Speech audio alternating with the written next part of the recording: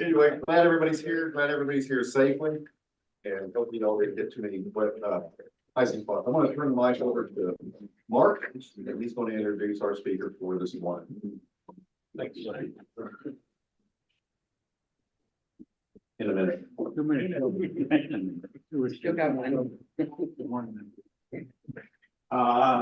morning, everybody.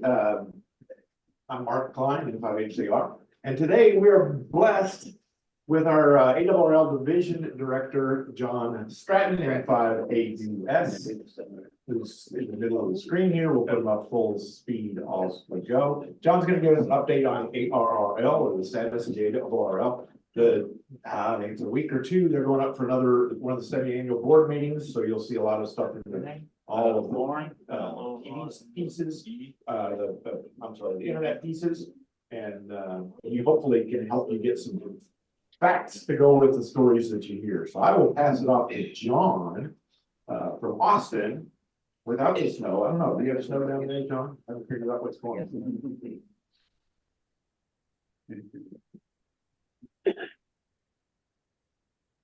I think everyone needs to.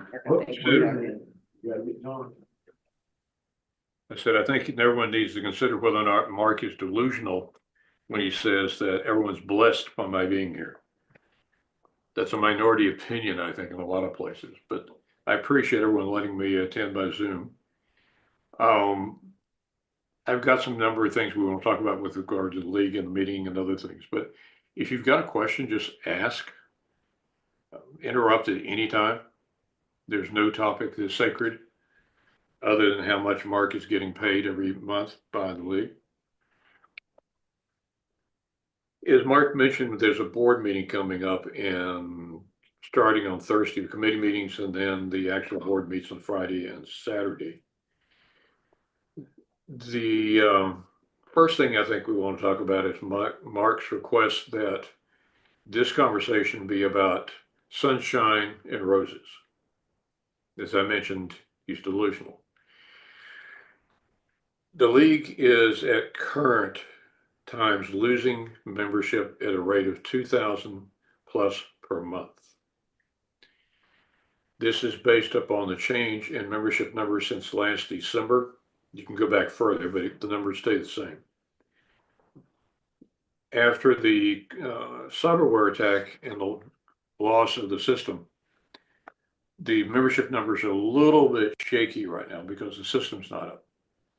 But the and by the way, if you lose audio, let me know. But the trend line is clear. Since summer a year ago, we're losing members at a rapid rate, and it is too rapid to consider as being caused by silent keys. It's actual loss of memberships. The finances of the league have been impacted by a change in the market for printed publications, for printed advertising and digital advertising. We're projected to lose perhaps as much as $1.8 million for the coming fiscal year. Everyone's trying to come up with programs to change the financial position, but there are no obvious programs right now that will reverse that completely. The league is not in danger of not being able to pay its bills because we have a large endowment, part of which is available for operational expenses, and that endowment is invested with professional managers, and it produces enough profit every year. Profit's probably not the accurate term. Produces enough in revenue return that it supplements our revenue income. So we're not in any danger of not being able to pay Mark's salary. Although we can consider whether we ought to pay it. But in coming up with the board program, there are two proposals that I've made to try and alter the status of certain programs and to provide a source of income for the league. If any of you are into hunting, fishing, You may have heard about a website called Midway USA. It, along with Brownells, is one of the two largest online suppliers of sporting goods, firearms, ammunition. Potterfield and his wife started a program many years ago, about 20 years ago, to provide a means of raising money for the NRA. His company was one of the first to implement what's known as a roundup program. If you go to their website and you buy something, say $25.25, their software will, when it gives you an invoice, will automatically ask you, do you want to round up to $26? And it states that that 75 cents will be donated to the NRA. Donating a penny, 25 cents, 70 cents has resulted in almost $23 million in donations to the NRA. Since Potterfield started there with Midway, other companies and charities have adopted this program. 9 years ago, I talked to the major amateur radio vendors, and asked them if they would be willing to implement that roundup program, and the proceeds would go to some program for the league. All of them with whom I spoke said yes. In fact, one of them I will not mention, but he is the lead for one of the largest online providers, said, why the hell didn't you do this before? When this was presented to the Administration and Finance Committee, to the then CEO and the other officers, they killed it. They wouldn't do it. And this was back in 2015, before our current CEO and current officers. So it was never implemented. But if you go to a grocery store, you go to any number of online businesses, you may very well find that they will offer you the opportunity to round up. I think CVS is doing this. I'm not sure it's doing it nationwide, but they are in Texas. And the charity is different. You never know which charity you're going to be promoting. How much they raise, they haven't disclosed, but it's free, easy money to pick up. If you look at Midway, they've actually gotten very smart about it. If you go to your invoice and it says round up for 75 cents, it then automatically gives you an option. And it says, would you like to round up for $1.75, $5.75? It's a slick program. It's no effort on the part of the company except to manage their software. I've been in discussions for the past several weeks with the current CEO, David Minster, with Roderick, the president. Where it stands at the moment is that the league is waiting for our tax advisors to confirm that if we implement it, it will not cause a tax problem for the league. I'm pretty certain I know the answer to that, since every other charity in the country is using this type of program. If you want to ask how much it will produce, 9 years ago, the estimate would produce 250,000 a year, give or take. Yeah, but it wasn't implemented, so we've missed a couple $1 million over the past 9 years. The other program that I've proposed deals with Law Book of the World. If you're doing DX and contesting, you're probably using it. It is a flagship program for the league. It was started out actually as kind of a hobby program, but it turned into something that's extremely important to the membership. Half the users of the Law Book of the World, I think, are overseas, and they don't contribute to the support of the program. That's not saying anything bad about them. It's just the way the program's been set up. The league has never learned how to monetize Law Book of the World. On any given year, we break even on it. Other years, we've lost $250,000 running it. But it is old software. In fact, the software underlying, ask Mark Klein about it. He knows what the software looks like. It is no longer supported.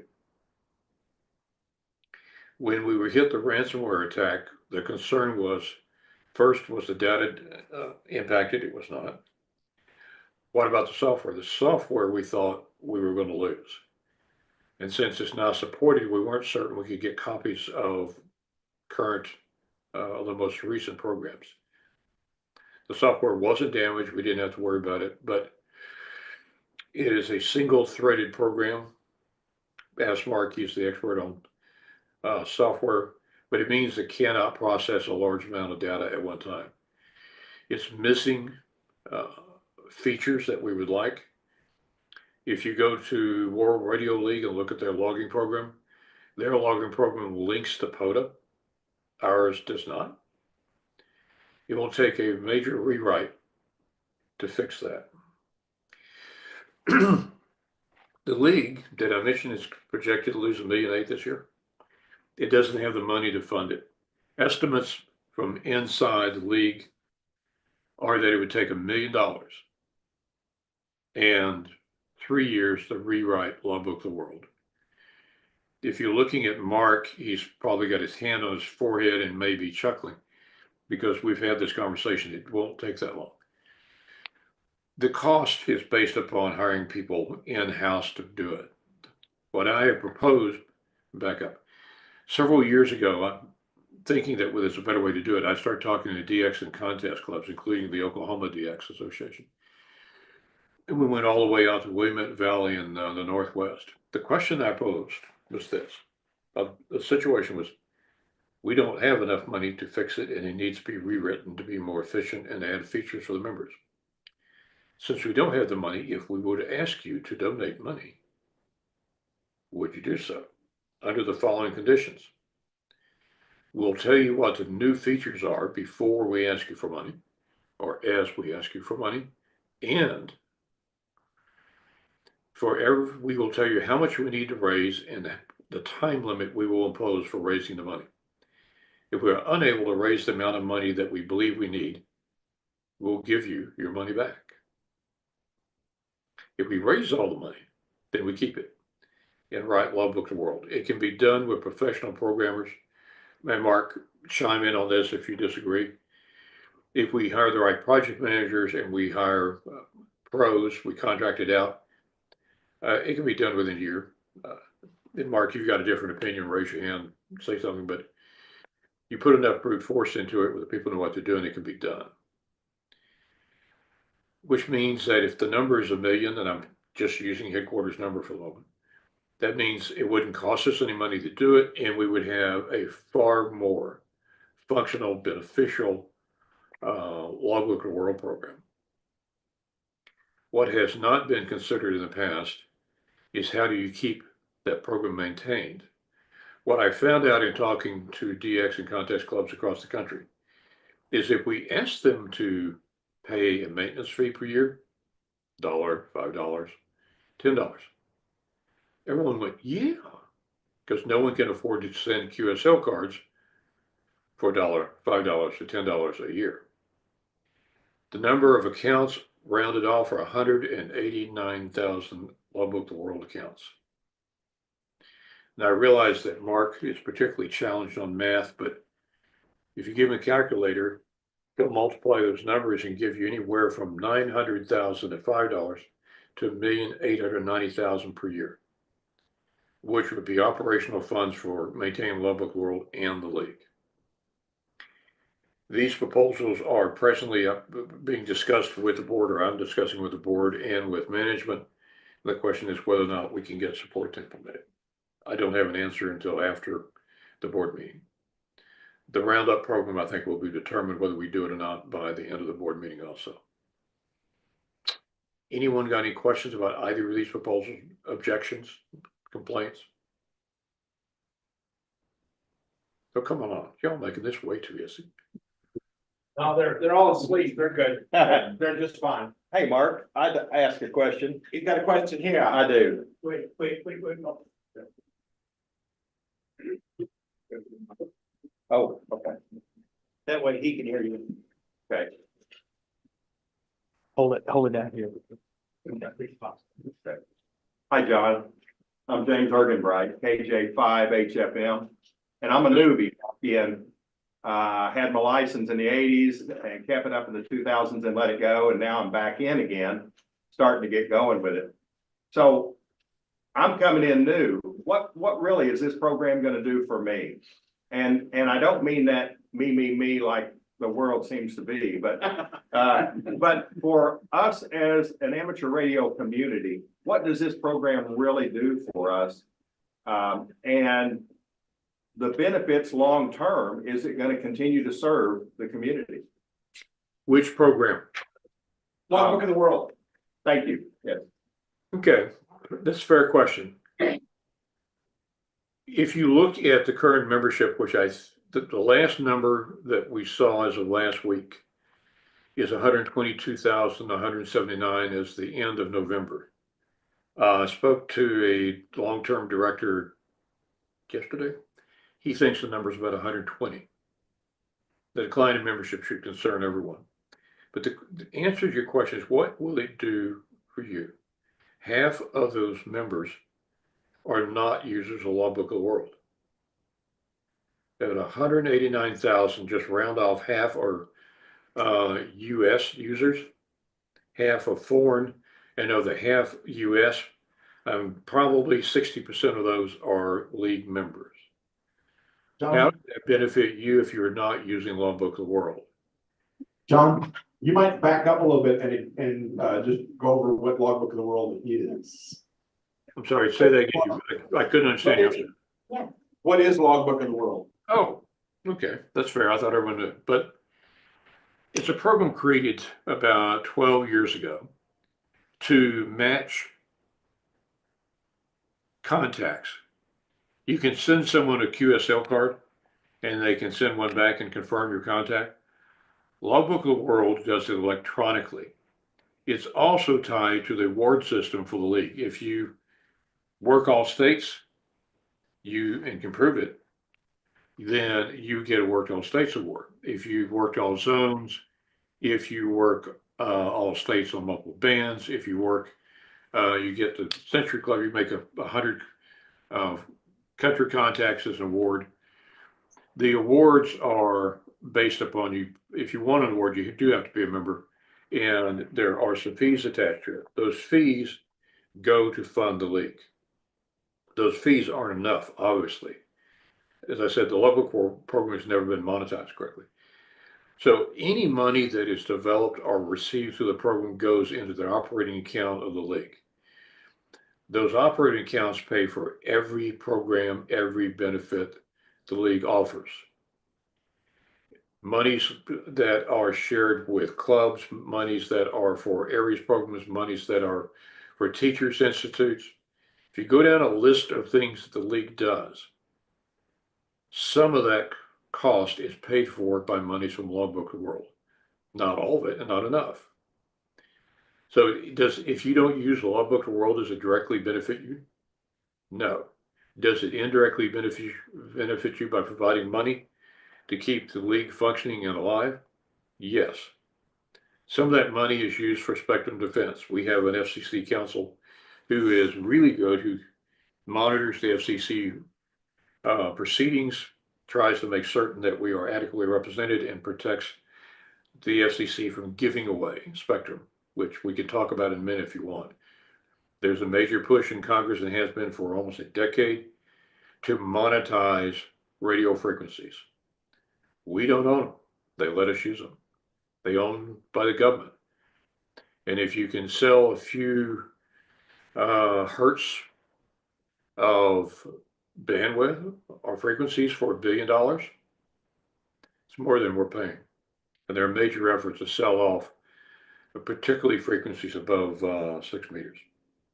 So any money that comes in a Logbook of the World goes into operations, and it pays for the FCC Council in DC. It pays for efforts of the league to contact people in Congress. And it pays for, it has been paying for the legislative program, which we'll come to in just a little bit. So pick a program, pick a benefit. It helps. It helps pay for printing QST. Well, we're not printing anymore, are we? But it does pay for producing QST on the air, NCJ, QEX. It pays for the writing and publishing of the books that we offer to members. So if you don't use Logbook of the World, that's okay. But those who do contribute to benefits that do go to you indirectly. Was that an adequate answer? Did I do well enough on that? Ask one more question associated with grant processing. There's a lot of money that goes out for grants, and not all of them are really good ways to spend the money, but this would be a real good one. Is that a possibility? The answer is probably no. There are a lot of federal grants. I have been arguing with people at headquarters that we should make a very proactive effort, assign someone to looking for federal grants. The grants would not pay for a private use program like this, but there are grants that we believe would provide funds to the league to pay for educational programs and training of all kinds. But there's been no effort that I can see over the past decade to do that. But for what they would consider a hobby program, no. There are no funds to do that. It's a great idea, but unfortunately, the federal government hasn't decided to benefit us that way. They will give you money to build a wind tower, but not for riding programs. But it's a good question.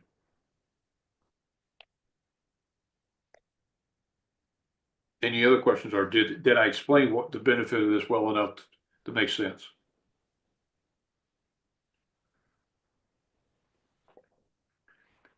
Mark, silence is not an answer. That's a yes or no. Help me out here.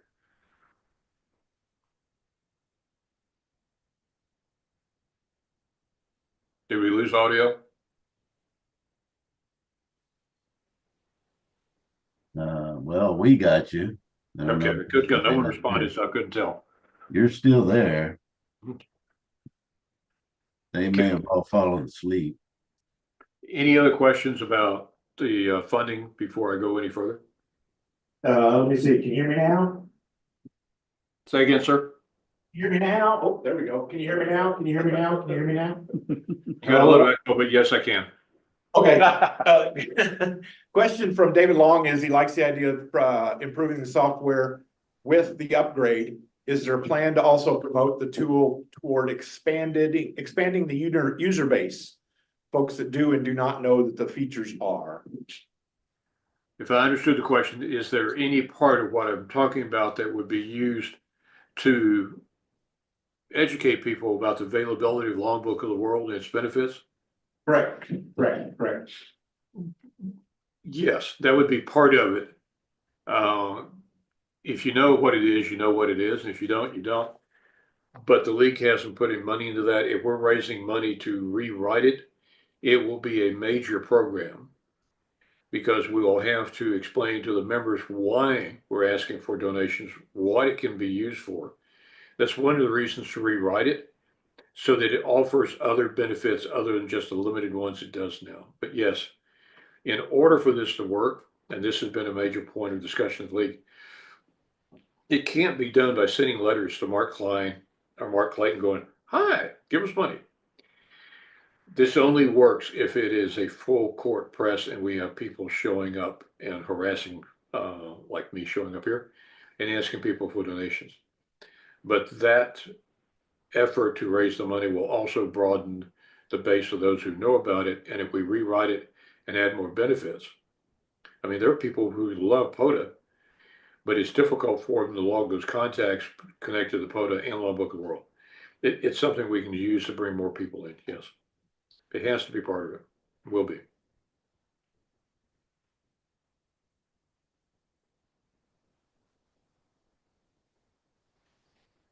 Any other questions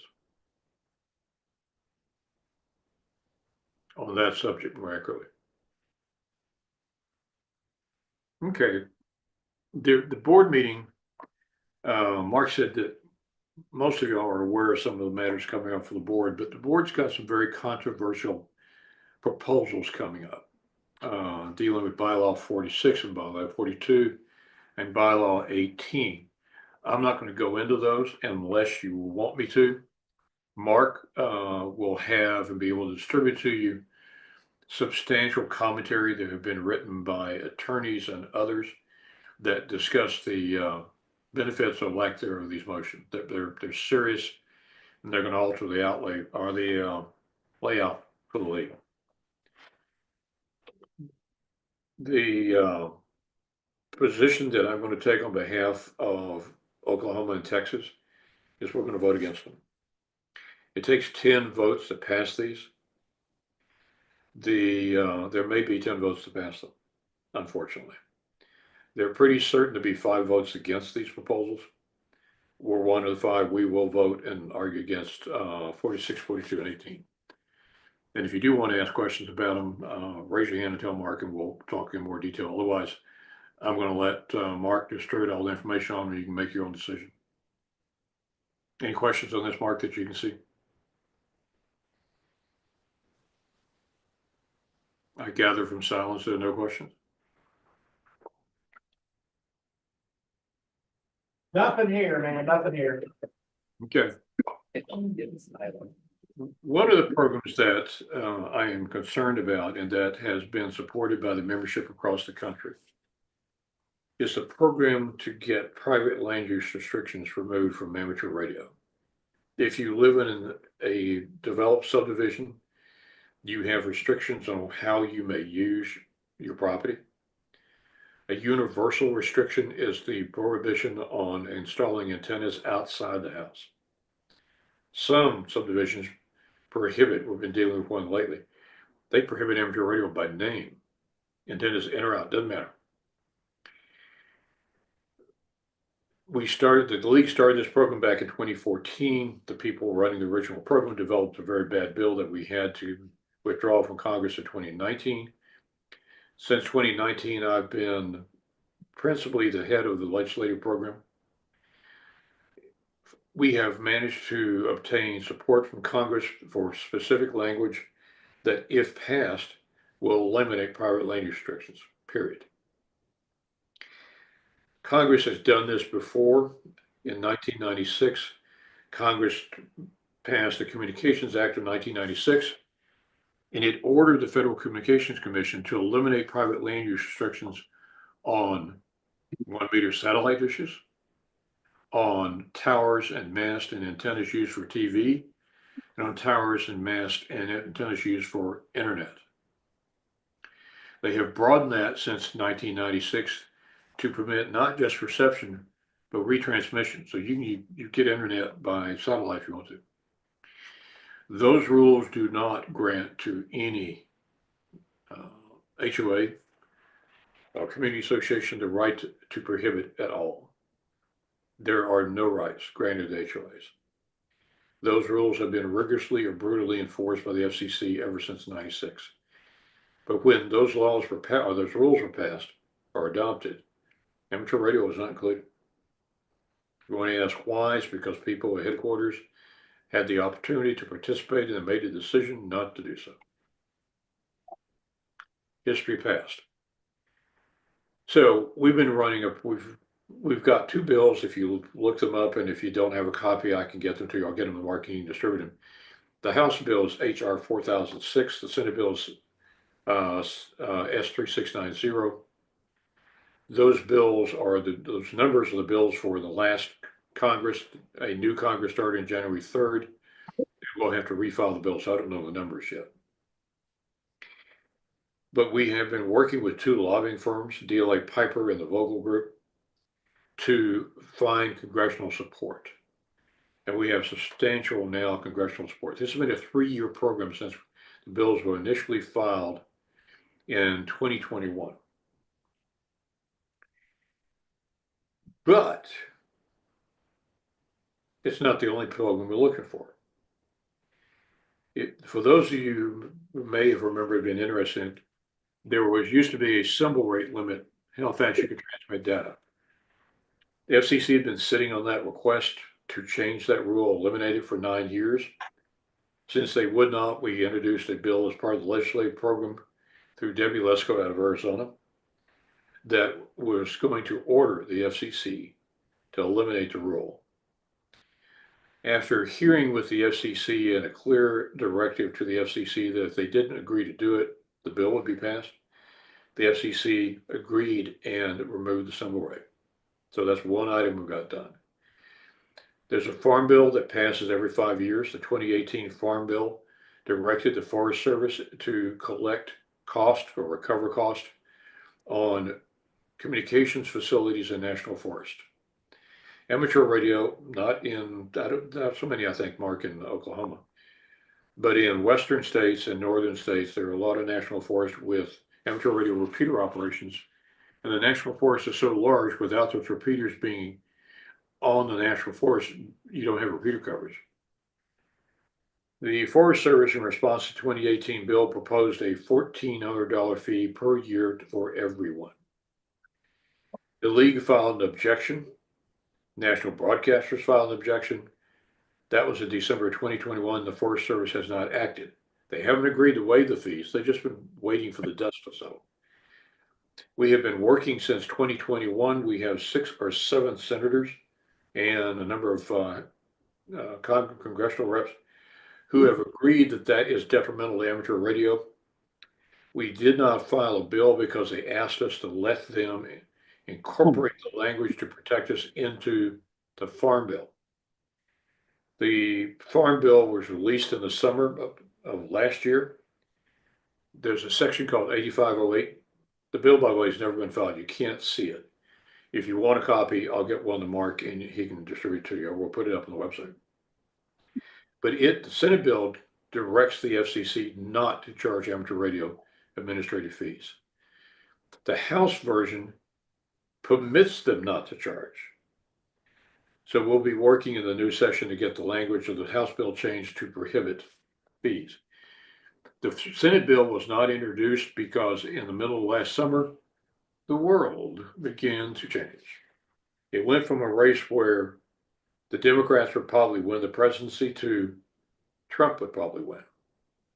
And when it became apparent to Congress that there might be a new administration and president, all major legislation stopped because no one knew what it's going to look like and who was going to be in power. One of the key sponsors for amateur radio and the elimination of those fees is Senator Boozman, the senator from Arkansas. He's one of our original sponsors on this. He is chairman of the Senate Agricultural Committee.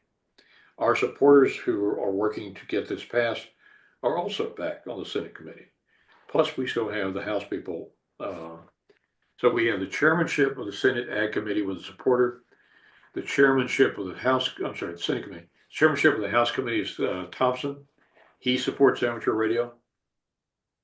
So we are in a position after years of work to get bills passed that will protect amateur radio. But it's taken years to get to this point. The private land use bill has, I think at the moment, 19 sponsors in the House. It was filed by, I'm sorry. Okay, that was a question, just cough. It was filed by Drew Courtney out of Connecticut and August Pfluger out of Texas. A lot of people have been, congressmen have been waiting to see how the election turned out before they made a decision whether or not to sign on to the bill. I think we picked up 5 new supporters in the House just since the election. We have a congresswoman out of Florida who will, as soon as the bill is refiled, sign on to it. She was waiting to be appointed to the committee so she could support it on the committee. So the momentum in the House is on our side. But more importantly, equally importantly, we have supporters who are chairmen of key committees. The chairman of the House Energy and Commerce Committee, which is the committee which has to approve the bill, is Guthrie. He was one of our sponsors last year. He's now head of Energy and Commerce, which means we have supporters in a position to ensure the bill comes up for consideration. The chairman of the Senate Energy and Commerce Committee is Ted Cruz, who is a major supporter of ours. He has not put anything in writing yet, but we've had multiple meetings with him over the past year and a half. He is a key supporter. And if we can't get through the Senate, the bill will never pass. Senator Wicker is chairman of Armed Services Committee, and he's a member of the Senate Energy and Commerce Committee. The new senator from Utah is John Curtis. He in the past has said he would like to support the bill. We expect him to sign on. In fact, we're going to be talking to him next week. In the House side, you have Congressman Tom Cole from Oklahoma, who is chairman of House Appropriations. One of our other sponsors, Rose DeLauro, out of Connecticut, is ranking member, which means she's effectively the co-lead with Cole. Why are those two, Cole and DeLauro, important? You can pass a bill as a standalone, walk on its own legs bill, or you can attach the bill to another bill, what's called a must-pass bill, kind of sliding it under the door. It's done all the time. Part of the plan is to, if we can't pass it as a standalone bill, any of these, we will attach them to other bills. Two of the bills that you can attach to are an appropriations bill and the National Defense Reauthorization Act. In order to do any of that, you have to have the support of the Committee of Jurisdiction, which is House and Senate E&C. You have to, if it's a defense bill, you have to have support of the Armed Services Committee, which is Senator Wicker. And you have to support of the Appropriations Committee, which is Tom Cole and DeLauro. We almost got to where we wanted to go in the last session because we asked the Appropriations Committee to include language in an appropriations bill that would order the FCC to change the use restriction to grant us relief, to eliminate them. We couldn't get enough members to vote for it in the committee, but we did get enough members to agree to put language in the report. Every bill in Congress has a report. A lot of things appear in these reports that they couldn't get into bill, and those reports suggest requests to direct the targeted agency to do something. The House Appropriations Committee, keep in mind the House writes all appropriations bills, agreed with us to put language in the bill, in the report of the bill, that were recommended to the FCC that they use the OTAR, over-the-air reception device rules they adopted in '96 as a model for granting private land use restriction to amateur radio. That is a major accomplishment. Everyone in Congress wants something in a bill or in a report. For an organization our size to pull this off, it's like winning the lottery. Unfortunately, the Supreme Court issued an opinion called Loper-Bright. Prior to that decision, under what's known as the Chevron doctrine, federal agencies had the ability to create regulations on their own, which meant the FCC could follow the recommendation of the House Appropriation Committee and grant us relief. After Loper-Bright, they can't. In fact, the Energy and Commerce Committee in the House sent a letter to all federal agencies going, what part of this decision did you miss? You can't adopt regulations without statutory authority. So that puts us back. We're going to have to pass the bill one way or the other. But the fact we were able to get language into the report is a good foundation for getting language perhaps into the bill itself. So we are in a position after 6 years since 2019 and 3 years of hard work with two lobbying firms to reach the end and provide relief for amateur radio on multiple fronts. There's a high probability it's not going to happen. Each year for the past 3 years, in order to get this funded, and it's 6 figures worth of funding, I and the others on the legislative team have had to come before the board and fight to get the money. The Administration and Finance Committee recommends the budget. For the past 3 years, they were unwilling to recommend. They wouldn't even meet with us. The committee is headed by Jeff Ryan out of Rocky Mountain Division. They wouldn't meet with us. They wouldn't ask us before they planned the budget what we needed at Congress. We've managed to get the funding. This year, we have been told by Rick Roderick, the president, that the current proposal out of A&F is for less than half. They're cutting the budget by 66%, which means we cannot maintain the two lobbying firms. It means we have no money for traveling to DC to meet with folks. In order to change that, we're going to be back on the floor for a fight to get the funding. That shouldn't be necessary, but it's going to be. There are some people on the board who have absolutely opposed the legislative program. But what's worse is that there is a proposal, according to the president, Rick Roderick, a number of other people, and my conversation with Jeff Ryan, is that Jeff Ryan has a motion he's going to put on the floor to eliminate the existing legislative team that's been in Congress. That team is yours truly, Fred Hopengarden and David Siddell. So the current proposal, we haven't seen the motion. I talked to Ryan yesterday.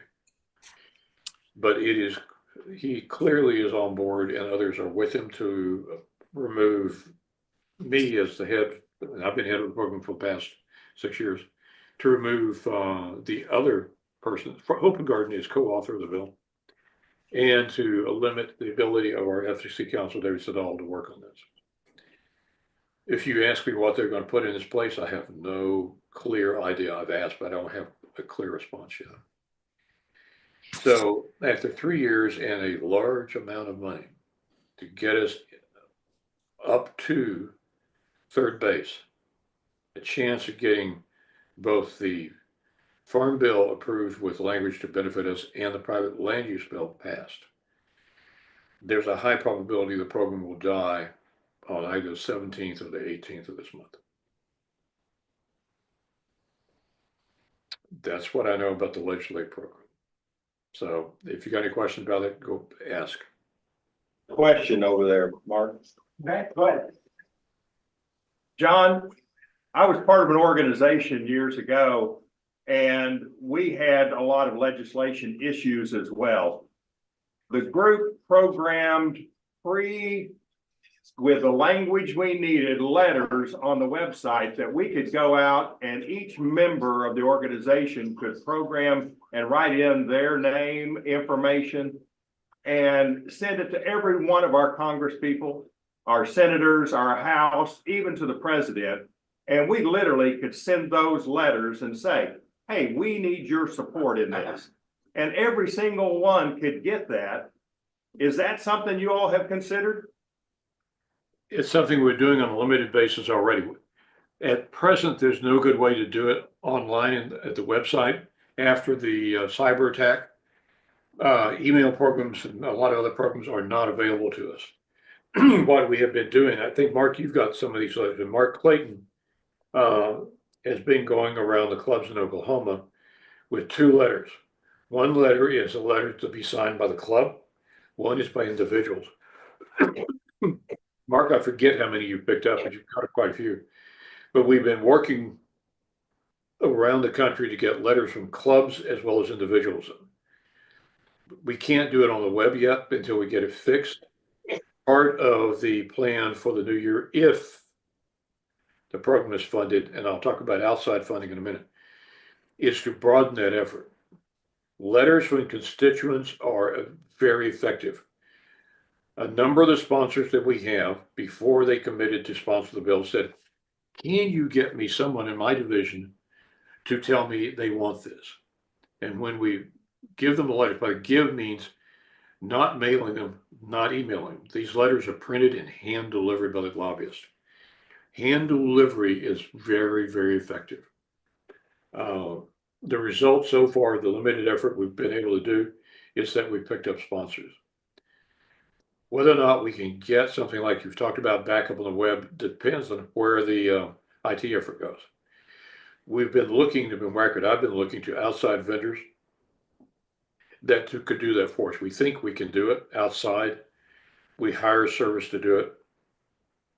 They would collect the letters, give them to our lobbyists, and would be hand delivered.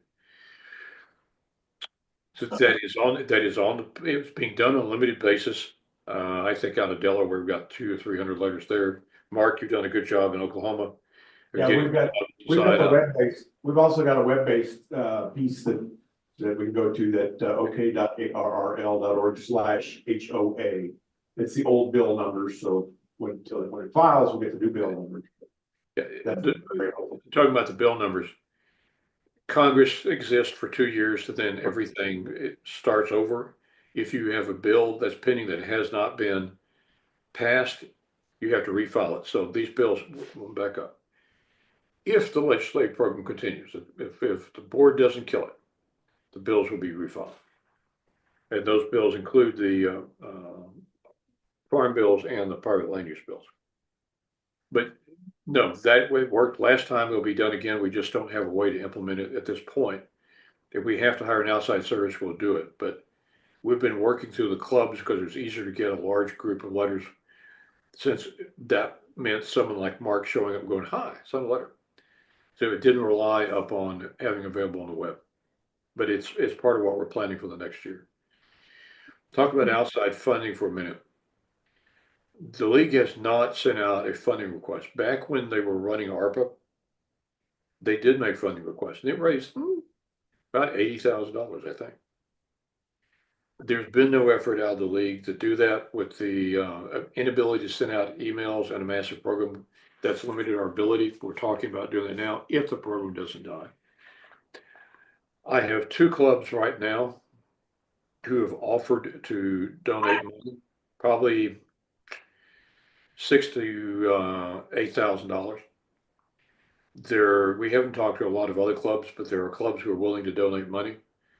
There are individuals willing to donate money. There are some major donors that are on our list to talk to. We can fund the entire legislative program from donations. That's not difficult. We've got a political action committee in Texas called Texas HAMPAC. We used it to pass legislation in Texas, and raising money is not really difficult. People who want relief of whatever type will donate money, $1, $5, $10, adds up. So there has been an argument within the board, we can't afford this. That's nonsense. We can, the members will support it. But there's been no effort to do that at this point. But the mailing program if the program survives, it will become a major effort, either through an outside vendor, or we'll get it set up within the league with the repair of the network system. Any other questions? Go ahead. So to clarify, they're pulling any representation of amateur radio at Washington DC level, if I'm understanding correctly. I'm sorry, I did not understand the question. The proposal is to pull any representation for amateur radio from DC. We've got to break up. Ask again. I'm sorry. It's just a sound breaking up. So. Okay, if I'm understanding correctly, they're proposing to pull any representation of the members from Washington DC or at the state level. Am I correct? If I understood the question, you're asking if there is a probability they're going to eliminate our ability to represent amateur radio at Congress. Is that your question? Yes, and the follow-up to that being, if they do that, I mean, part of their marketing to maintain and gain membership is how they protect our rights at that level. So how are they proposing to do that if they pull all of our legislative representations? I have no answer for how they intend to do it. The legislative program, if you don't live in HOA, that's not a big deal. If you have a repeater in National Forest, it is a big deal. But leave out West Gulf, because if I show up at a club meeting at Hamfest, there's always a question about what is known as the HOA bill. But in talking to directors in the past week, some of them have been to Hamfest or club meetings within the past month. One of them, out of the Hudson division, said there were only 2 questions regarding the league in the meeting he attended. One of them was, where's the HOA bill? It is extremely popular across the United States because it has major impact. 80% of all new housing developments come with land use restrictions that prohibit outdoor antennas. Now, those land use restrictions don't prohibit TV antennas, TV towers, satellite dishes. The 2005 the Freedom of Display of American Flag Act permits you to put up a flagpole in your yard. In fact, we passed a flagpole bill in Texas that the HOAs never figured out was an antenna bill. It gives you- But it is extremely popular. It is a reason, it is a benefit for the membership, for which no one has to write a check. It is something that will impact the ability of amateur radio to stay alive for the next 3 decades. At 80% currently of all new housing developments prohibiting outdoor antennas. Keep in mind, I won't put it up now because we'll eat up time, but what we give Congress is a photograph of all antennas that are permitted by law. What we show them are photographs of what's permitted under the over-the-air reception device rules that permit you to put up TV towers, mast, internet antennas, and 1 meter satellite dishes. And we also show them flagpoles that are legal. We point out to them there's a beautiful photograph of a flagpole in a Virginia subdivision owned by an amateur radio operator. It's a neat flagpole, guys. It's about 33 feet tall. The HOA didn't object to flagpole. The moment he told them it's a dual-use flagpole, it was also a vertical antenna, they threatened to sue him. Now they backed off because I ended up being one of the attorneys along with Fred Hopengarten, and we explained that bad things were going to happen because of the Freedom of Display of American Flag Act. But if you can put up a flagpole, why is it illegal for all of you sitting in the audience to make it an antenna? Doesn't look any different, doesn't do anything different, doesn't kill the kids down the road, doesn't keep the grass from growing. You can't tell them apart. If you can put up a 1 meter satellite dish for TV anywhere without permission, in any color you want, as many as you want, why can't everyone in the audience use one of those dishes and convert it to UHF or anything else? One of the photographs we show Congress is of a dish network satellite dish that has been converted to a UHF antenna. And when they look at it, go, that's legal. It's okay. You can do that now. But, yes, but if it's being used for amateur radio, our members get sued. One of the other photographs is a 42-foot Roan 25 tower sitting in the backyard with a TV antenna on top. That particular antenna can be changed to work at 70 centimeters by changing, I think, 4 of the directors on. They go, well, that's legal? Yeah, you can put up a tower. You put up an antenna. By the way, that one's owned by him. And we point out that is legal, but if that is an amateur radio antenna, you will get sued. So what makes this program so easy to get through Congress is that we point out to them that all of you sitting in the audience are not asking for the law to be changed that would impose different antenna restrictions on the HOAs. You're asking for the right to change the label. Instead of that being a channel master, it can be an M2 antenna. Instead of a flagpole by itself, it can be a vertical flagpole or without a flag on it. Instead of 1 meter and diameter antennas, which can, by the way, could be a Yagi also. You can put it up instead of just satellite dishes. And when they look at this, we had a congresswoman out of, I think, Illinois. She's been there for, 30 years. She walked in on us when we were talking to her staff, asked us to explain what we're doing. We did. And when we got through, she said, why are we having to deal with this? She said, this is common sense. Why are we having to do this? It should be done already. That's the kind of reaction we're getting from Congress, but we only get that if we're able to go and talk to them. So it comes down to what the board decides to do. And we've got people like Ryan and Zogelbaum who want to get rid of either us who are leading the program or to cut the funding or both. So that's where we are. But if we're gone, I don't know how they're going to continue the program. If you cut the funding, it means we have fewer people in Congress working on it. So I can't tell you what they're thinking about. A lot of this, according to the president, is personal. It's nothing to do with the mayor. So I can't tell you where it goes after that. I can tell you it's not going to work. But that's all I can tell you. Any other questions? Objections? Do you really want to tell me what you really think of Mark? Yes, yes, tell me. Well, if he would put the gun away, we would. Yeah. Question, the statement was if you would put the gun away, we would. Anybody on the Zoom have a question? Unmute and feel free to ask. So it's when Sunshine and Roses just left like 3 seconds into the production, is that right, John? Sunshine and Roses are gone. Yeah, Sunshine and Roses are gone. Yourself. He's not hearing you. He's not hearing you. Okay. All right. This is Mike quick. Good question.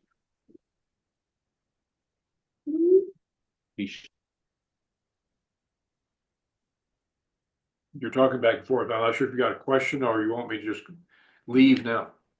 I don't, yeah, there we go. We got it back. Microphone, it goes to sleep apparently. It's time to listen to me. So Sunshine and Roses left really quick during the presentation. Is that what you're saying? Yeah, Sunshine and Roses are not on the table. Okay, good deal. Any questions locally in the building? Yes, Brent's got a question. We got another one here. Hold on, we grab this one first. Okay. Well, the question is, Okay, what's inspiring the board to be uninspired? I mean, really, you're battling two fronts.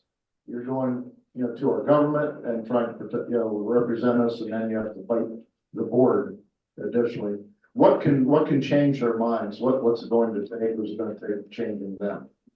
That's just a direct question. Good question. The question is, what will change the board's mind with regard to the legislative program? yeah, On everything. general attitude. Oh, okay, general attitude. All right. We've got 15 directors and 15 vice directors. I think it's fair to say that everyone's there is interested in amateur radio. That we can't argue about. In any group, including the one sitting in the room I'm looking at, there are differences of opinion as to how things ought to be done. That's fair. You end up with groups that are in the majority, groups in the minority, and the group in the majority wants to push what it believes is correct. That's not a sin. It's not a sin at the board either. But the majority of the directors with whom I've spoken in the past week or indicated they are sympathetic with continuing the funding of the program. Keep in mind, nothing is final until it passes by the board vote. There is no motion before the board yet to fund it. The only recommendation out of the A&F committee led by Jeff Ryan is to fund $120,000, which is not enough, guys. Can I tell you that there is a majority that will disagree with that and provide, there will be a motion from the legislative committee that I'll put on for to fully fund the program. There's a chance they will do that. Again, the responses from talking to board members, all except I think 4 right now, and that's because I haven't talked to the 4, is they're sympathetic to that. There has been a major push by Jeff, and I believe by Art Zuckelbaum, to eliminate all of us who are involved in the program. Can you suggest that that's because they believe the legislative program shouldn't exist? You could. But according to the president, a lot of this is personal, and that I can't fix. There are questions by the other board members that have been raised by these two. I've not encountered in talking to the other board members any personal animosity from them. Questions, which are fair. Animosity, no. So how do you change the attitude of the entire board? The only thing we can do is make the arguments that we've talked about today.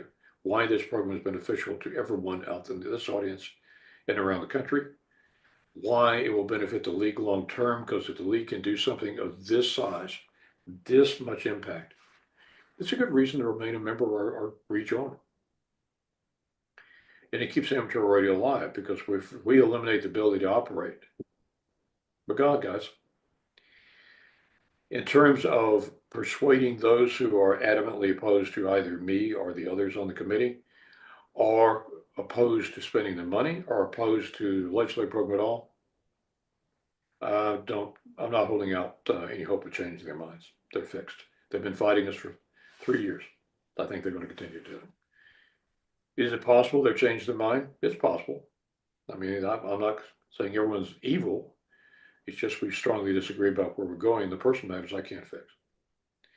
As to the other proposals like 42, 46, and 18, for those who don't know, 42 and 46 are a code of conduct that is intended to bring everyone on the board, in my opinion, in line with a majority.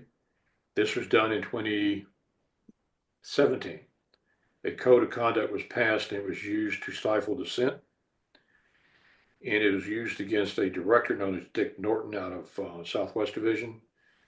He was censored for, quote, violating the code of conduct. He didn't. But he managed to make enemies within the room. And that censorship cost us, the league, millions of dollars in donations. So we repealed that in 2019, January 2019. So a group of people are back trying to pass down the code of conduct. There are those who believe we need a code of conduct that tells people like Mark Clayton and Mark Klein how they ought to act, because otherwise, God knows what those two are going to do. No, I don't want to know what they've been doing lately. Just keep it off the table. Now we got, running up to the time, we got one more question. Well, hang on. Let me finish the answer to this question. Yeah. The 18 proposal is designed to make it very, very difficult for anyone to run for director or vice director. You'll have to read it, but a newly elected director that has been there before referred to it as the Incumbent Protection Act. Go read it, you'll understand it. You had a question, go ahead. Go ahead, we got Frank. Maybe a silly question, but is there some sort of agenda against amateur radio, or do the AQA and people think that amateur radio antennas are ugly for some reason? They're just ignorance, basically. The sound mark is not that I can pick up all the questions. If Okay. you use it, go ahead. The question is there an agenda against amateur radio, or is it just the fact that antennas are ugly? There's no agenda within the boardroom. Everybody in the room is actively engaged in amateur radio. I think on HOA level, I think is what he's talking about. Oh, okay. Yes. Big time. If you go to the lead organization is Community Associations Institute. They've got an operation in every state. They're well funded. They hire the best lobbyists. By the way, our lobbyists are tier 1, top 10 every year as on the rating scale. They hire the best. They are adamant, hell-bound to eliminate amateur radio. There is a state delegate in Virginia by the name of Holly Sebold. At the request of some of her constituents and based on the knowledge of the federal bill, she's already introduced, I think 2 days ago, a bill in the Virginia legislature that would eliminate private land use restrictions. And her office has been lit up by the state version of CAI. If you go to their website, you look at their written materials, they are adamant that amateur radio is a detriment to their subdivisions. The antennas are ugly. They reduce home values. They interfere with air rights, light rights. They're a physical threat. Their argument is, sorry, amateur radio operators, you don't need legislative help. Because if you come to us, we will listen to you. And we are there to address your concerns and help you reach the goals that are important to you in your life. I will not use the words that everyone would use to reply to that. They don't mean it. We got a bill, we passed a generator bill, got the bill out of committee in the Texas legislature. Our committee chairman made them sign off that they would support the bill. That stopped jacking with us. The moment we got out of committee and went to the floor for a vote, they showed up and broke their promise. Their rule is we will not agree to any changes in any private land use restrictions. If we agree to change one, we will have to change all. So they show up in Congress, they show up in state houses. You go, we are always willing to work with amateur radio. All they need to do is ask. And when you ask, you're not going to get it. We've got a ham down in, I think he's near Boca Chica, near Elon Musk operation. He's got a metal roof. He put up a folding antenna, vertical. So he's standing up on the roof, using the roof as part of the counterpoise. And at night, when no one can see it, he uses it. Daytime, he puts it down. They found out about it, and they've told him they're going to sue him. Not only that, but they won't let him put up a flagpole. There's a Texas law that says you can put up a flagpole in your front yard, backyard, side yard, period. There's a federal law that I mentioned that says that, and they're ignoring it. They're going to make him fight with them. They will not cooperate. They'll hold your hand. They'll give you a donut. I wouldn't eat it. It may be poisoned, but they won't cooperate. So they are dead set against amateur radio forever and without any limitation. If you want, and Mark, I have to ask, in 2016, when the ARPA bill came up for committee hearing in the House, they submitted written testimony, which is permitted. In it, they outline what they want. What they want in any legislation is the right to judge your request for an antenna on the criteria of, well, how many do you want? It can't be more than one. And it can't be more than this height. Maybe it needs to be in this color. And your neighbors have to find it acceptable. The magic word they use is aesthetics. It has to be acceptable visually or culturally to your neighbors. Which means if that's their standard, along with some other standards, there's no way on earth you can put up an antenna, period, anywhere. Roof, backyard, turning a lawn chair into an antenna. The example I gave you is that antenna in Virginia in the Toll Brothers subdivision. Folks, it's a 33-foot flagpole. They were okay with it until he said it's dual use. They were going to sue him.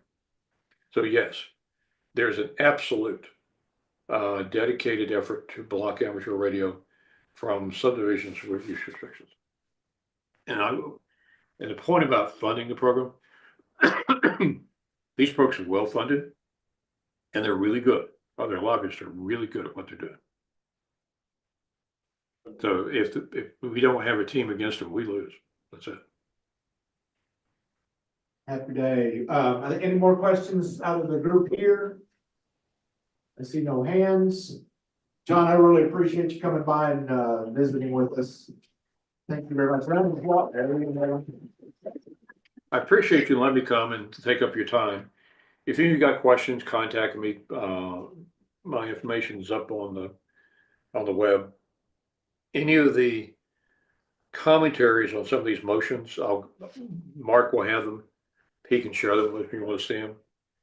So I didn't answer one question completely. Someone asked, what can you do to persuade the board to change its mind? You can contact the board. Obviously, I think I am on our side. You can email the other board members and ask them to A, do, or B, don't do. I will tell you that some of the board members will be offended.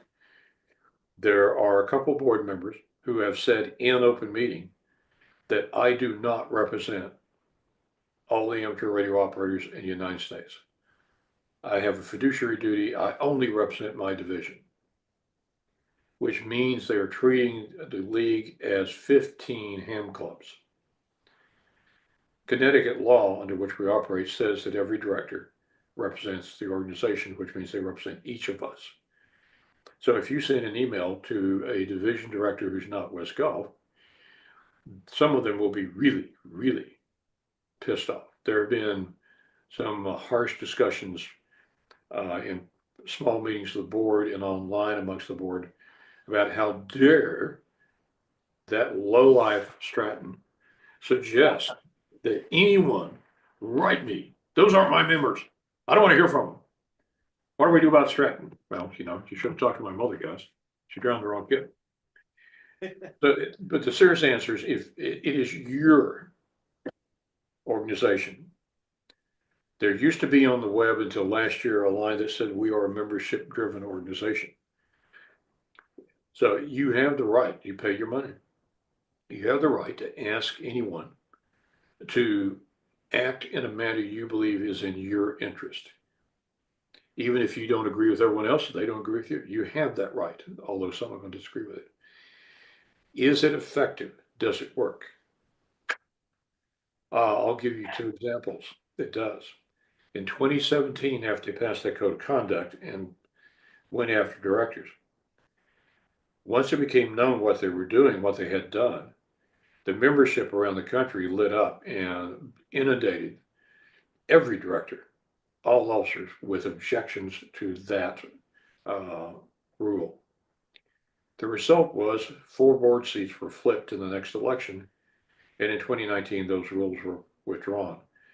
A year ago, January of last year, 42 and 46 were proposed. The proponents of those motions withdrew them.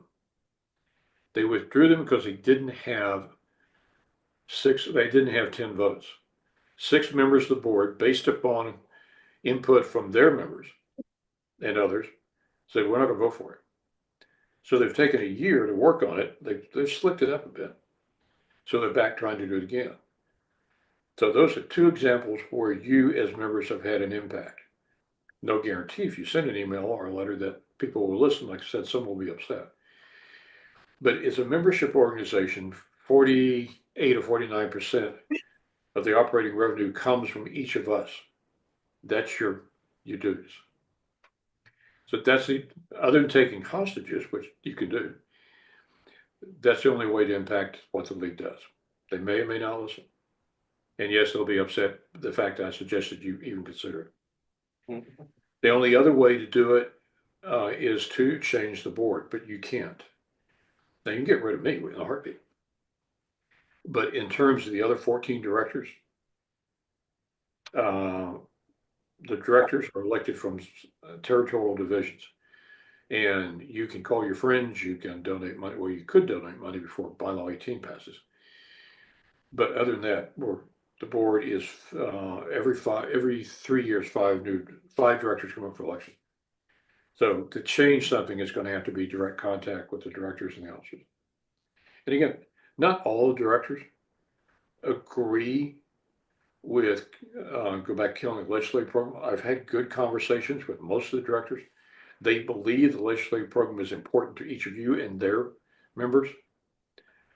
They've just got to get comfortable with spending the money and that we can raise the money from the members. And then they're going to have to make a decision whether to follow the lead of people like Ryan to keep the team we've got in place or go do something else. Again, they're not bad people. Some of them just disagree. But the outcome is if they support policy not in the interest of all of you and me, that's not a good thing. We'll know by Saturday whether they're not going to support it. We've got a chance to keep the funding. On whether or not they keep me and David and Fred, don't know. We'll see. But you can contact them. You're entitled to do it. Again, thank you a ton for showing up on a Saturday morning. Appreciate your time. And he is N5AUS. And N5AUS at N5AUS.com is an email. So if you want to get a hold of it, that'll do it. Again, thanks for coming by, John. And we'll take a 5-minute break and come on back in here. Thank you. One last comment. If you want my numbers are published, you want to call me, you can do that too. Again, thank everybody for letting me come and listening to me. We appreciate the help. And Thanks, Mark, John. all the leadership you've got in Oklahoma are doing a good job over there. Thank you. We got a good crowd up here. Thanks. Y'all take care. Bye. Yeah. I didn't know anything about that either. Yeah, I didn't know the member that.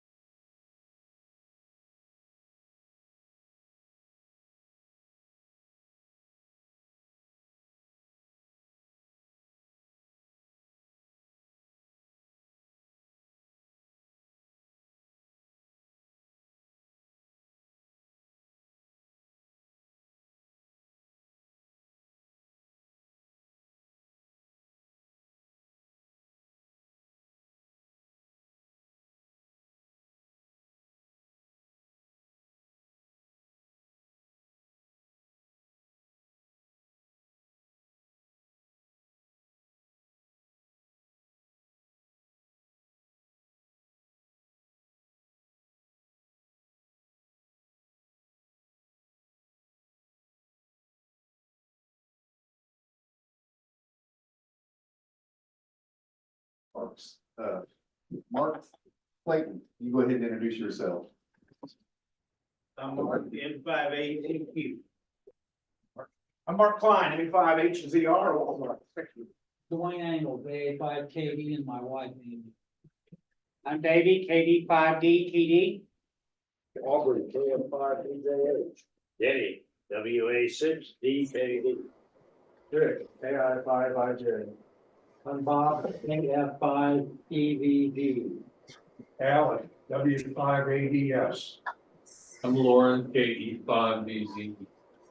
Charles, KI5BTQ. David, AI5QMF. Todd, KA0IKD. Mark, KI5ZHC. Jeff, KD5CKK. Ken, K8WGE. L.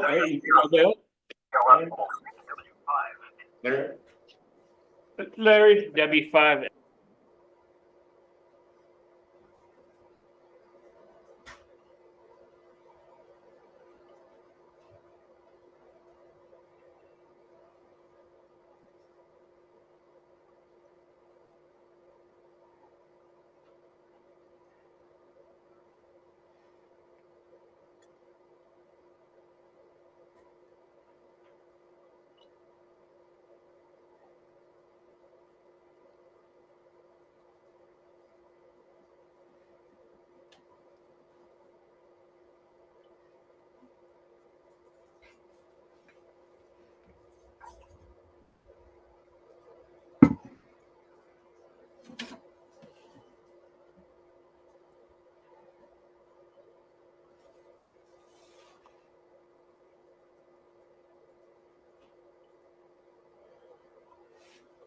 We lost sound after Larry said his name.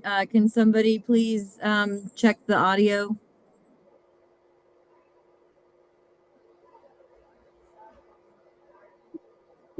All right, Levon, can you hear me now? There we go. Yeah, thank you.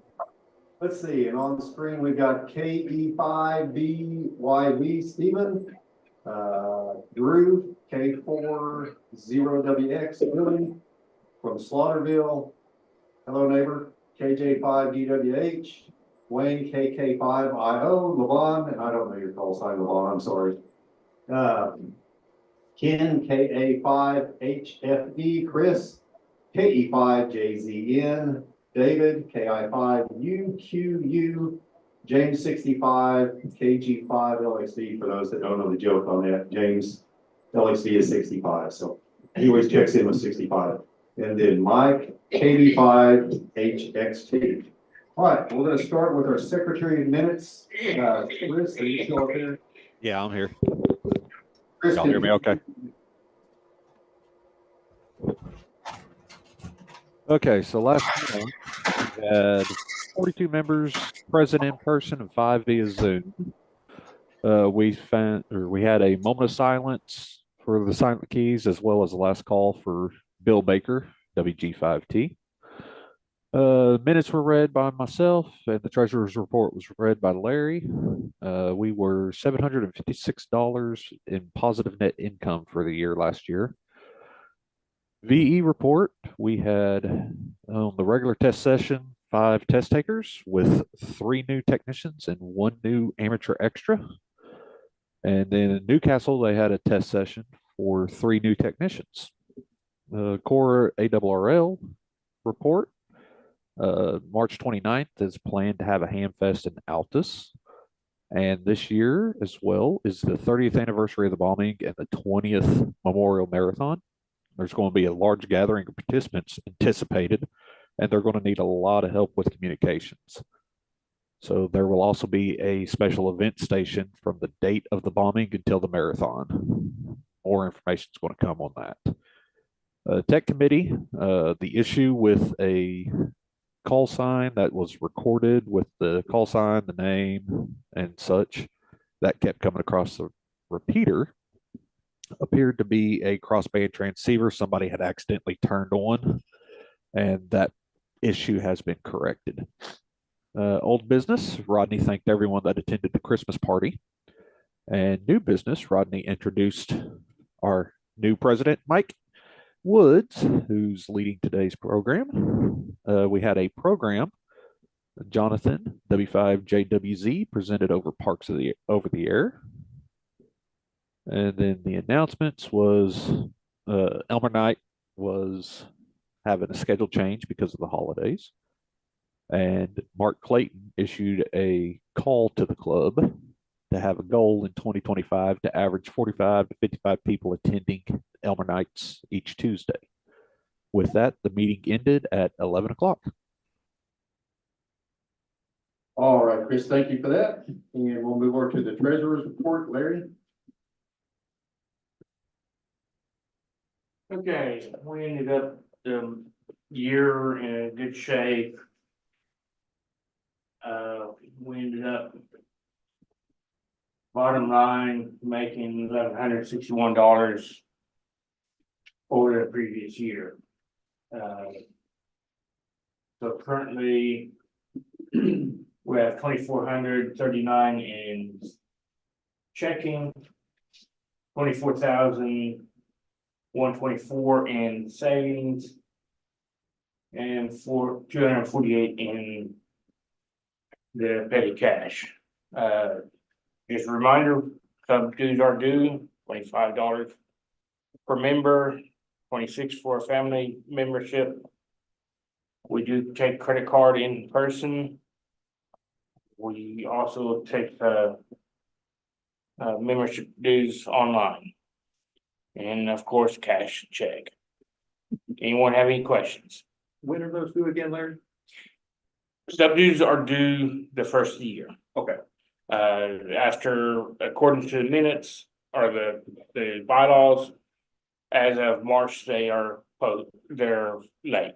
Okay, so we need to see you today then, right? That's a good chance. Thank you very much.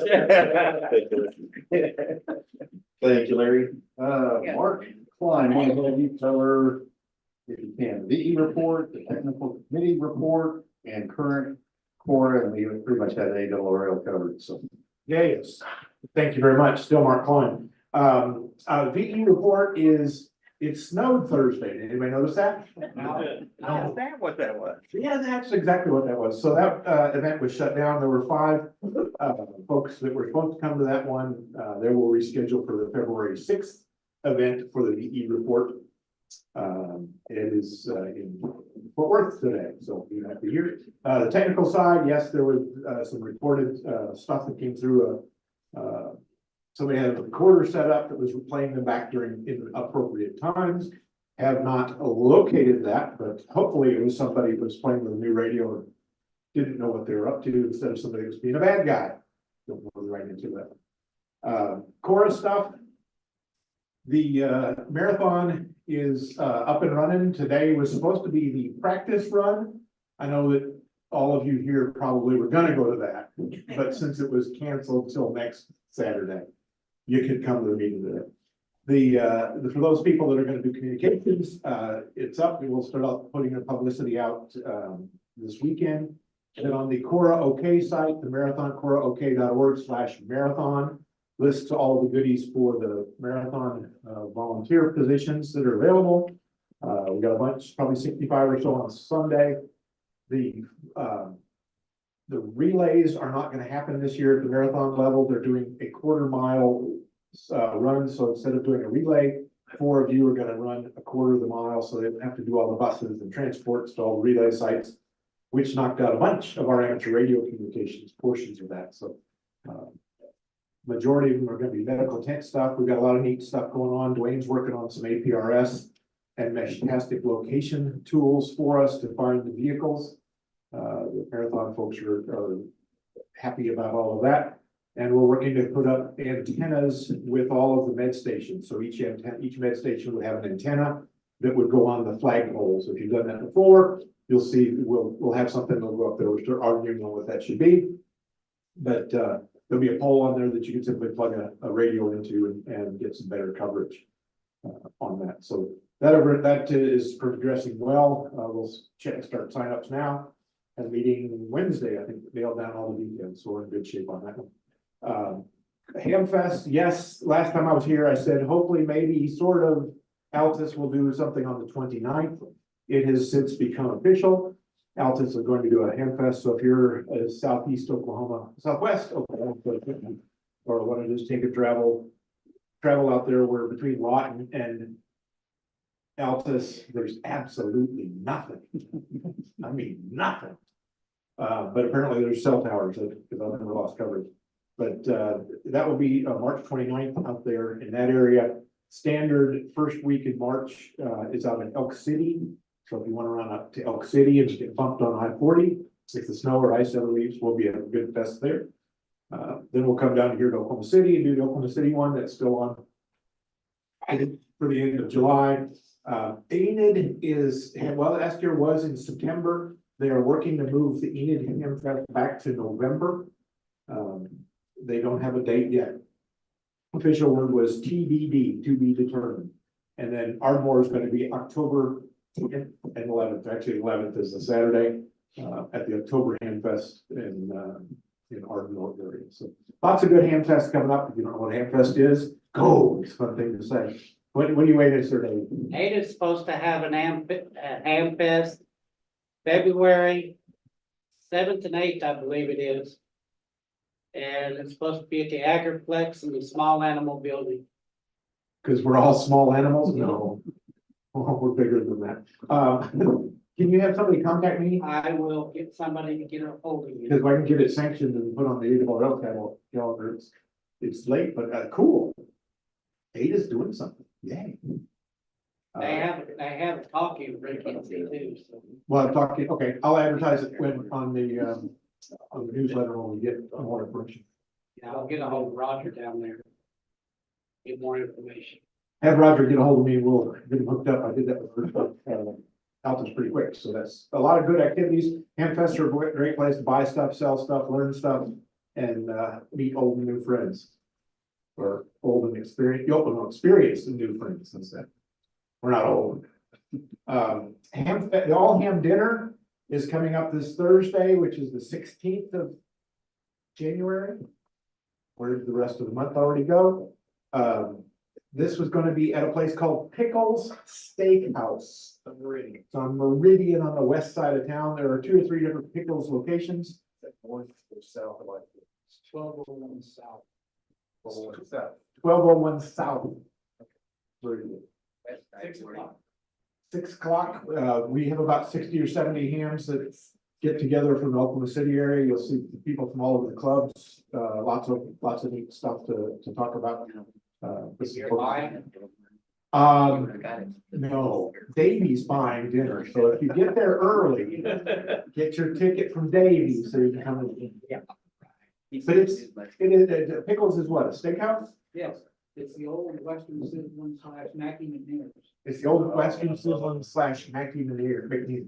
So it's got a buffet thing like the good old days. Oh, cool. But I kept thinking, they kept telling me it was Pickles, and I was doing the one in Moore with the hamburger joint. That's not the same thing. But that's the 16th is coming Thursday. I put it in the newsletter this week, so you'll see that coming at you. If you don't get the newsletter, let him know. w5nor.org/email, and you can sign up to the newsletter. He's got a question. Yes, sir. You mentioned the antennas on the flagpole. Antennas on flagpoles. You said there was some debate. Have they at least narrowed down the collector? How do we connect our radio to it? On the marathon. Sorry. Yeah. The idea.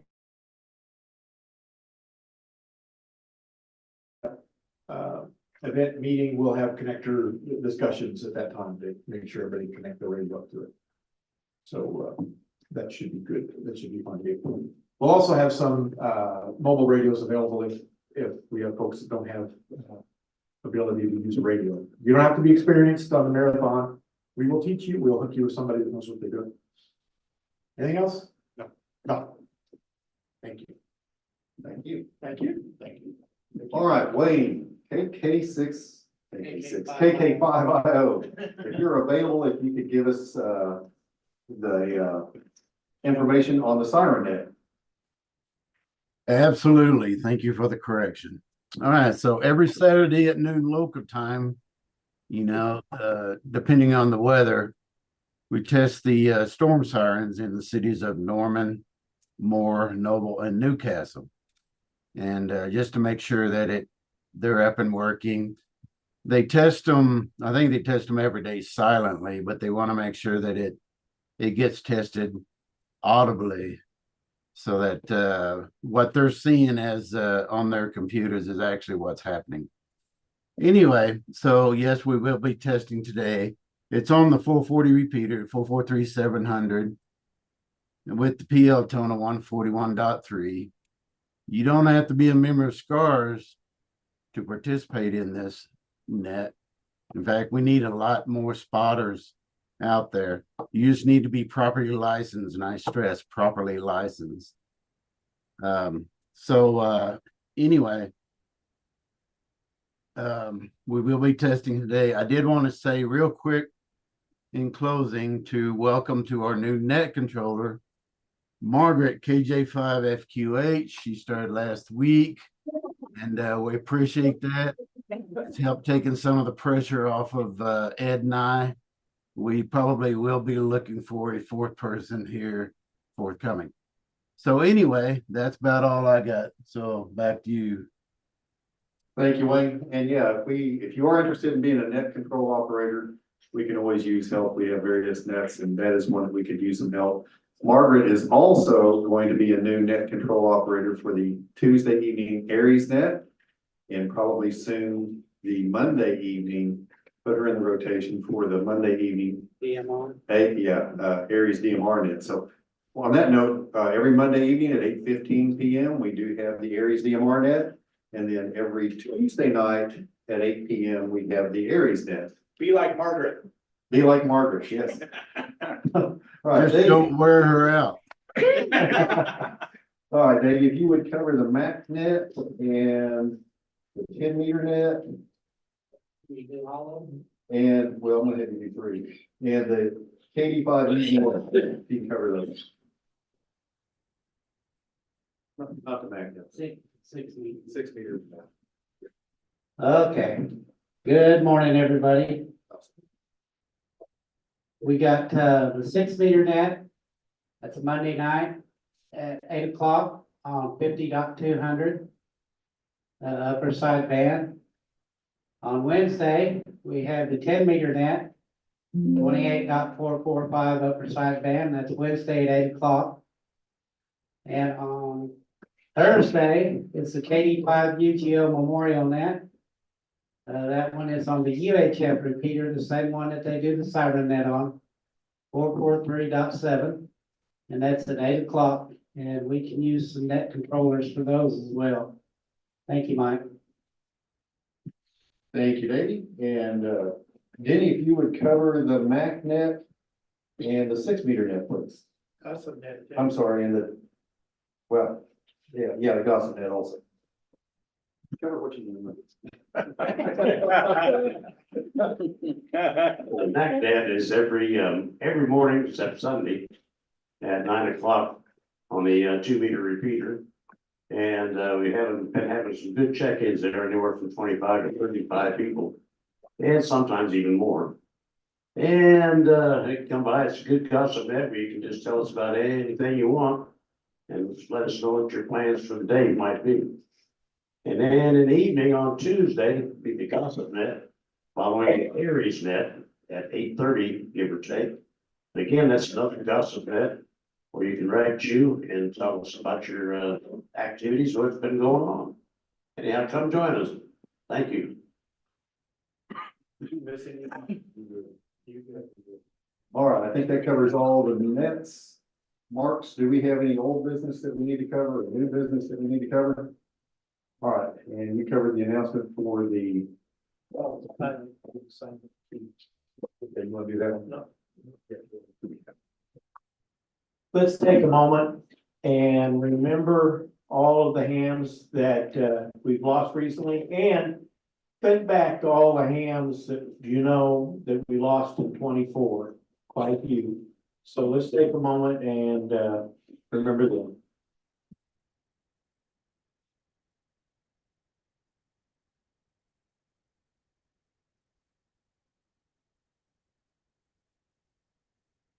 Okay, let's have a good 2025. Look out for all of our older Elmerams. Check on them if you need to. Make sure that, they're doing okay. And, cause they're a value to us. And I'm gonna throw one quick thing in here. Don't forget, Tuesday night, Elmer nights. Bring projects, bring kits, bring problems that you need help with. Hey, the more the merrier. We have a lot of fun when we got a lot of things going on. I'm gonna do one more pitch for Margaret. On Tuesday nights, whenever she's here, she brings homemade cookies. I'll tell you what, they're really good, so if you can make it on Tuesday, and there's a few still left in the back, so. Oh, there are, let's go get them. If you haven't had one of those cookies, give them a try. All right, Al, he's got a HP Pavilion X360 laptop tablet for sale up here, if y'all wanna look at that, and then in these boxes up here, there's a handful of gear that is for your taking, so. You have any other thing else we need to cover? All right, I appreciate everybody coming out today, and with that, we will adjourn. Thank you all. Let me see what they're giving away. Any gold plated microphone? Whoa.